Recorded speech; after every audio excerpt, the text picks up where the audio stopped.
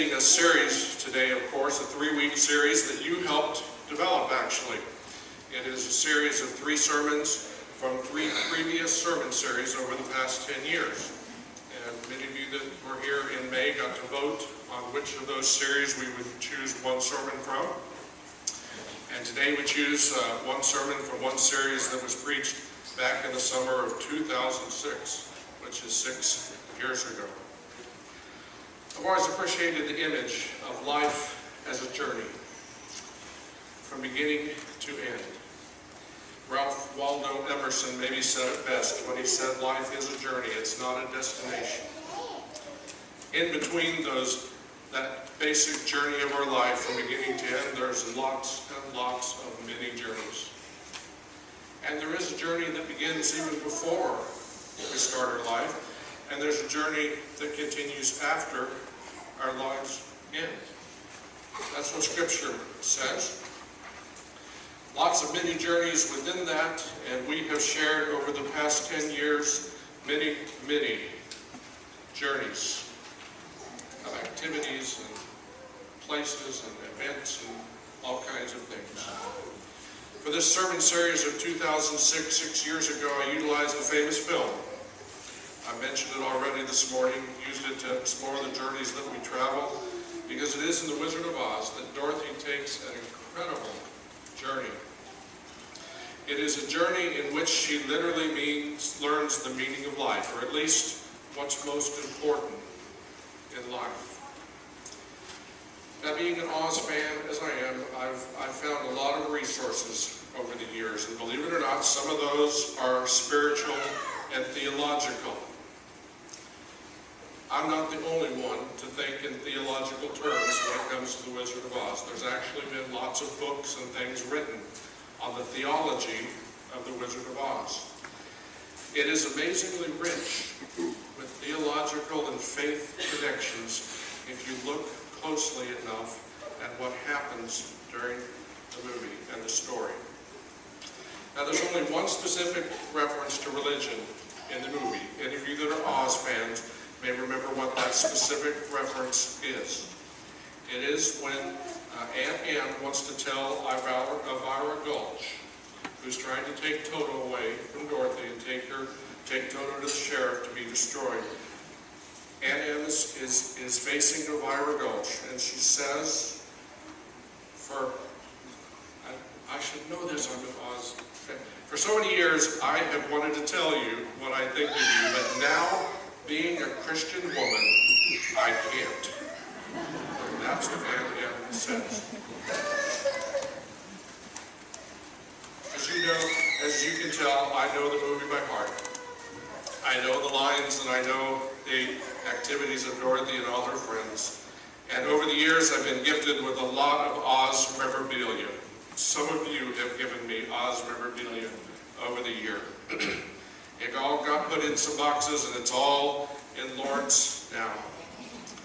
Lots of great Oz memorabilia, and I love to talk about the Wizard of Oz. So it's with a lot of pleasure that I present the final sermon of 2006 summer series and my final sermon here in your midst, From Home to Home, Highways, Rivers, and Yellowbrick Roads. As the summer of 2006 comes to an end, also coming to an end is the recognition this spring and summer of 2 significant events in my life. Turning 50 years old and recognizing and celebrating the 25th anniversary of my ordination. What a gift those 50 years of life have been. 50 years that have included my childhood years, my teenage years, my young adult years, early career years, and then life a little later as I began to count it, not in years, but in decades. There's been some surprises along those 50 years. Surprises of things that I didn't think would happen, and surprises of things that didn't happen that I thought may have happened by the age of 50. There's been 2 resources that have been very close to me over those 50 years of life. One of them is the Bible. The other is The Wizard of Oz. I began watching The Wizard of Oz when I was a child. I fell in love with it, and I've been a fan ever since. There is a lot of symbolism in The Wizard of Oz that speaks to faith and life and what's important in life. I may or may not have convinced you over the years that Oz contains a lot of theological wisdom, but I have tried.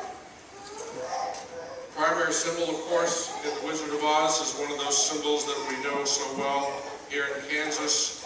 It is the symbol of home.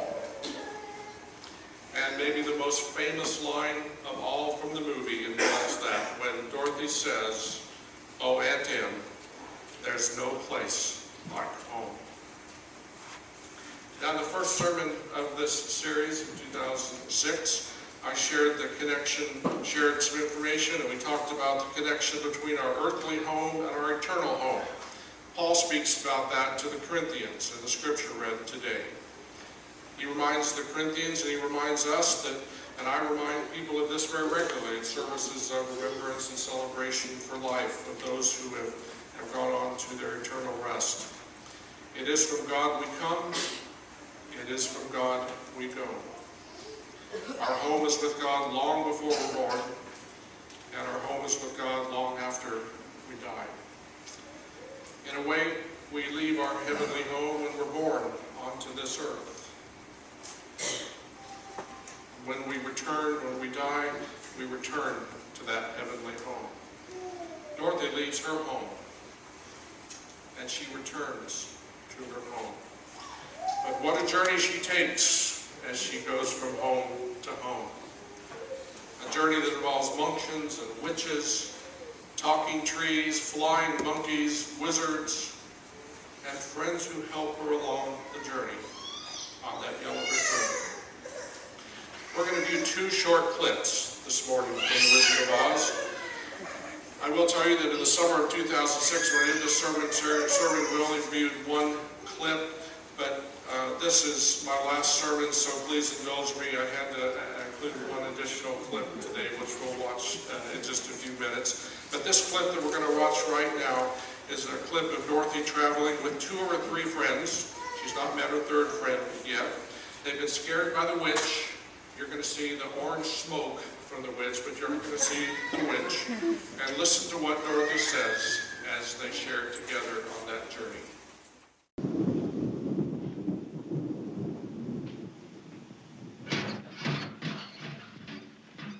I'm not afraid of her. I'll see you get safely to the wizard now, whether I get a brain or not. Stuff a mattress with me. Heh. I'll see you reach the wizard, whether I get a heart or not. Beehive, bah. Let her try and make a beehive out of me. Oh, you're the best friends anybody ever had. And it's funny, but I feel as if I've known you all the time. But I couldn't have, could I? I don't see how. You weren't around when I was stuffed and sewn together, were you? And I was standing over there rusting for the longest time. Still, I wish I could remember. But I guess it doesn't matter anyway. We know each other now, don't we?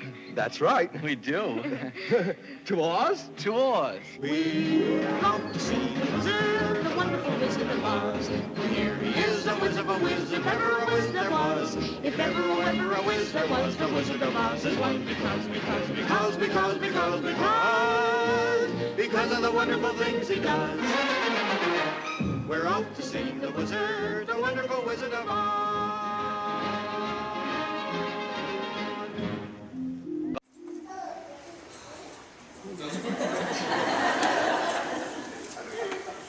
Here Dorothy said, I feel like I've known you before. Well, of course, if you've seen the movie, and I know all of you have, she has seen them before. They're the farmhands that are helping to raise her and are part of her life. In this particular scene, they're the same people, but they're different faces. They look different. God puts in our midst many faces. God comes to us in many forms to help us along our Yellowbrick road in life. We have seen them before. because we've been helped before, and that's the nature of being a person of faith. It comes to us in different faces, different lives, different times in our lives, and we are much, much more connected than we do it on our own selves care to admit.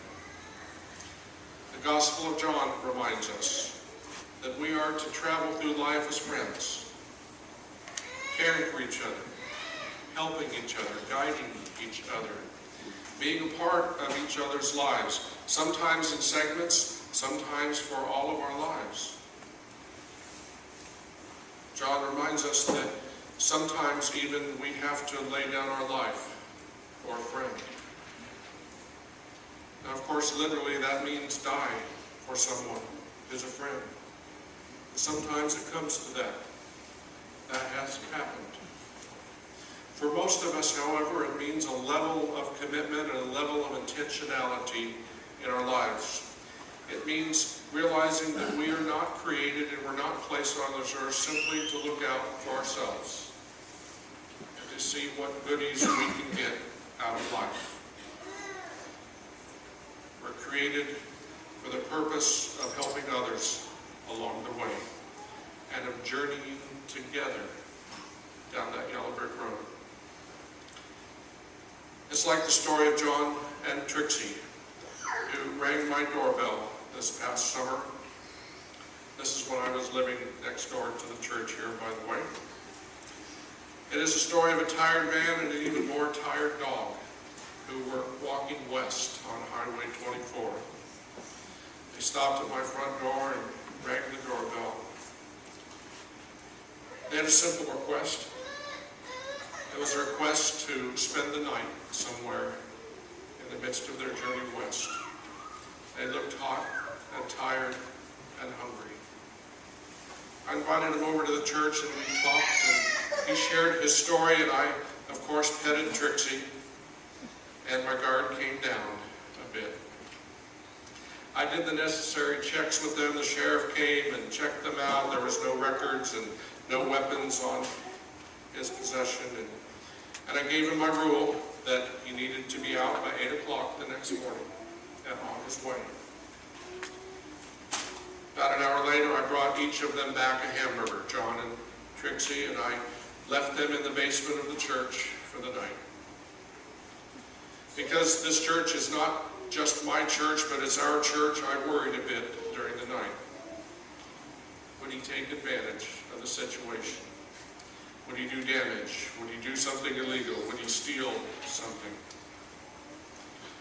I prepared some scrambled eggs the next morning, and a little before 8 o'clock, I brought them over, and John and Trixie were gone. And the place looked okay.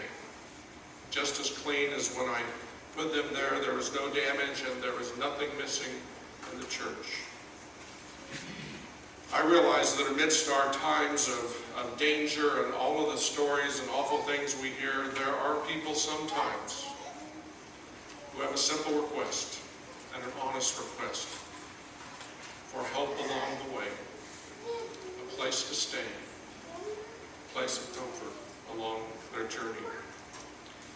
This happened on Highway 24. It can happen on any highway, anywhere. It can happen at any point in our lives. That either we share a simple request, would you help us along our way, or that we get that simple request to help others along the way. I found that out this summer, 2006, when I needed help along Highway 24 out here. My tire blew. I pulled over near Cairo's Corner. And of course, my spare was flat. And it was hot. I wasn't sure what to do, and I was looking around, and all of a sudden I saw a fellow coming towards me. His name was Fred. Bill Miller knows him. He lives right there in the brick house. And he said, "Oh, let me help you." And he did what was necessary. He had the kind of tools that were necessary, and he got me on my way. Sometimes we just need a little help from each other to move along and get along our way. This summer, 2006, a group of us shared in a canoe trip. You remember that? How can you forget it? The canoe trip. We took a couple of them, I think. This was the most famous one because there was literally hundreds, I know there was thousands of people on that river that day. Literally thousands of people. And our put-in time for the river was later in the afternoon, which means a lot of people have been on the river a lot of the days, and they have been able to kind of, well, drink the kind of beverage that gets them very happy and wild. So here, not us. So here's our little church group. Here's our little church group getting in the river. All these wild people around us, woo, and we start down the river. It was fascinating to watch and to experience that journey down the river as I sat in the back and rested, and I don't know, I got various people in the front to do the paddling so I could just lay there. But I was amazed, as you go down the river with that many people, there's people all around you, you're bumping into people, and there's trees, and there's little rapid things and everything, and everybody's helping everybody else. When you bump into someone and you start to turn around, and if I remember right, Gerald and Stephanie turned around a lot, and some other things a lot, I tipped over, but everybody's helping everybody. When you bump into somebody, you start to go, they kind of gently guide you and pull you over, heading towards a tree, someone maybe even standing out there in the water, kind of helping you avoid that tree. The rapid places, somebody was standing there kind of helping you down that. I was amazed. And I thought of the symbolism of that for life. That really that's what life is about. Helping each other navigate our canoes down the river of life. Through the rough parts, through the dangerous parts, through the sad parts, through the joyous parts. The times when we tip over and everything spills out and someone helps us to put all of that back and continue our journey. It's a great image for life's journey. And it is my sincere belief that God really does expect us to help each other. If not literally to lay down our lives, at least to recognize that we are connected to each other. There's no one that we're not connected to. We're created in God's image, all of us, to help each other.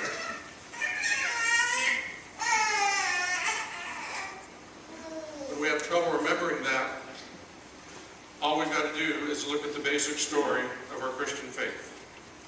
Because it's exactly what God did. God said, y'all are having a little bit of trouble going down life's highways, rivers, and Yellowbrick roads. So I'm going to send someone to help you. Someone that's going to walk with you. Someone that's going to help your canoe. Someone that's going to walk arm in arm, hand in hand with you down life's journey. And his name is Jesus. He came to this earth and he taught and he guided us and he left this earth and he said, you will always have me with you to help you on your journey. You will not be alone.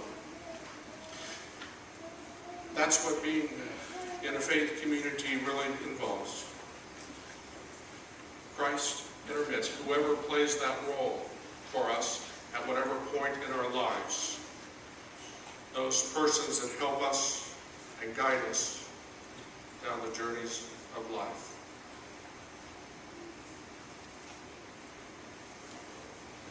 We've had that opportunity for 10 years.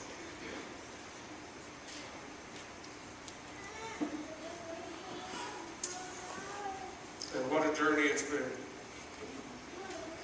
All of the times, all of the events, all of the activities, we have walked arm in arm through all of them. And now the journey continues with some different faces and some different places and some different people. For you, it will be a different pastor who will join you in your continuing journey. For me, it will be a different church family who will join me in my continuing journey. And arm in arm, we're going to walk into a bright and glorious future that God alone provides. It is going to be filled, as it is now, with old friends. It's going to be filled with new friends. It's going to have some surprises along the way. And there's going to be much joy on the journey we share that will take us home. I want to end this morning with my favorite song from The Wizard of Oz. It is not one of the most famous songs in the movie. It's a song called Optimistic Voices. And it is a song that reminds us that there is hope, strength, holding on to each other, marching arm in arm into our future. Let's watch Optimistic Voices. Look, Emerald City is closer and prettier than ever. Out of the woods, you're out of the dark, you're out of the night. Step into the sun, step into the light. Keep straight ahead for the most glorious place on the face of the earth or the sky. Hold on to your breath, hold on to your heart, hold on to your hope. March up to the gate and build it open. That's it. Short and sweet. Would you bow in prayer with me?